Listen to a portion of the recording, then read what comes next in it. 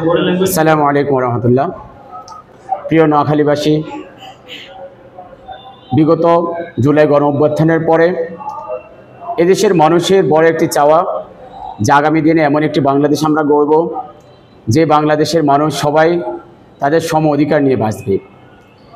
যেভাবে বিগত 16টি বছর এদেশে স্বৈরাচার ছিল, আর যেন কখনো এই দেশে কোনো স্বৈরাচার সৃষ্টি না হয়, এটা বাংলাদেশের আপামর জনতার চাওয়া।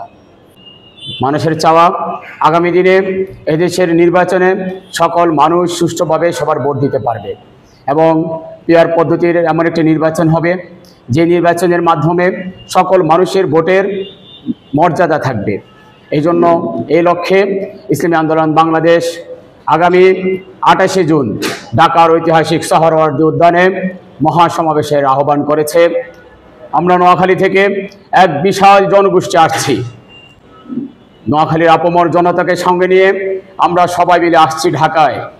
সারা দেশের সকল মানুষকে আহ্বান, আসুন আমাদের অধিকারের লক্ষ্যে, একটি সুন্দর বাংলাদেশ গড়ার লক্ষ্যে আমরা সবাই একই সাথে ঢাকার সোহরাওয়ার্দী উদ্যান থেকে আওয়াজ তুলি। আগামী দিনে এই দেশকে আমরা একটি সুন্দর দেশ হিসেবে গড়তে চাই। আল্লাহ হাফেজ।